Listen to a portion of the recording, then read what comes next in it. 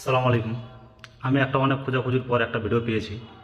ভিডিওটাতে দেখে বুঝতে পারবেন যে আমাদের দেশের রাজনীতি কিভাবে যাচ্ছে আর চলছে আর কিভাবে হচ্ছে, এটা বোঝা যাবে।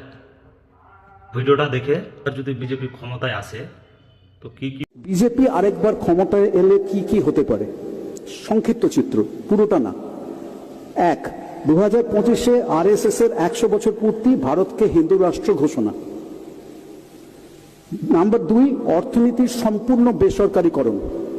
নাম্বার 3, মার্কিনী মডেলে সর্বময় কর্তৃত্বে রাষ্ট্রপতি বা প্রেসিডেন্ট চালিত সরকার। 4, ইসরায়েল মডেলে সংখ্যালঘুদের প্রান্তিক শ্রেণীতে পরিণত করা এবং তাদের কর্ম ও বসবাসের স্বাধীনতা চূড়ান্তভাবে খর্ব। 5, হিন্দিকে একমাত্র জাতীয় ভাষা ঘোষণা। 6, শিক্ষা ব্যবস্থার সম্পূর্ণ হিন্দুকরণ এবং বিজ্ঞান বিরোধী কুসংস্কার এবং অপরীক্ষিত তন্ত্রমন্ত্রকে শিক্ষার পাঠ্যক্রমে বাধ্যতামূলক অন্তর্ভুক্তি। 7, নতুন আইনে রাজনৈতিক বিরোধিতা, শ্রমিক ইউনিয়ন করার অধিকার, কৃষকদের অধিকার, বাক স্বাধীনতা এবং মিডিয়ার স্বাধীনতা সম্পূর্ণ লোপ।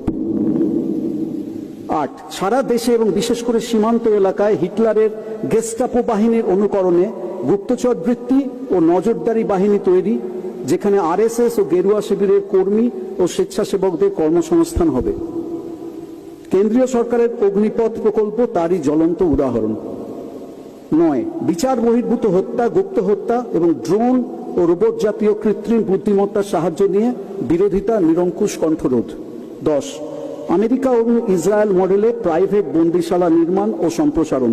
দেশের বিভিন্ন স্থানে ইতিমধ্যেই কিছু প্রাইভেট ডিটেনশন ক্যাম্প তৈরি হয়েছে আমেরিকার মডেলে। উদাহরণস্বরূপ আসামে তৈরি বিশ্বের দ্বিতীয় বৃহত্তম ডিটেনশন ক্যাম্পে একসঙ্গে প্রায় 3000 বন্দীকে রাখা যাবে। তারপর বিনামূল্যে বা নামমাত্র পারিশ্রমিকে বিভিন্ন লাভজনক সংস্থার কন্ট্রাক্ট দিয়ে এইসব বন্দীদেরকে দিয়ে কাজ করানো হবে, ঠিক আমেরিকা ও ইসরায়েলের মডেলে। 11, নারী স্বাধীনতা এবং আধুনিক বিজ্ঞানসম্মত চিন্তাভাবনার সার্বিক ধ্বংস। 12, পাকিস্তান, বাংলাদেশ ইত্যাদি দেশের বিরুদ্ধে আগ্রাসন, অখণ্ড ভারত প্রতিষ্ঠার লক্ষ্যে। 13, জাতীয় সঙ্গীত এবং জাতীয় পতাকার পরিবর্তন। এবারে আপনারা ভেবে দেখুন কি করবেন। নমস্কার।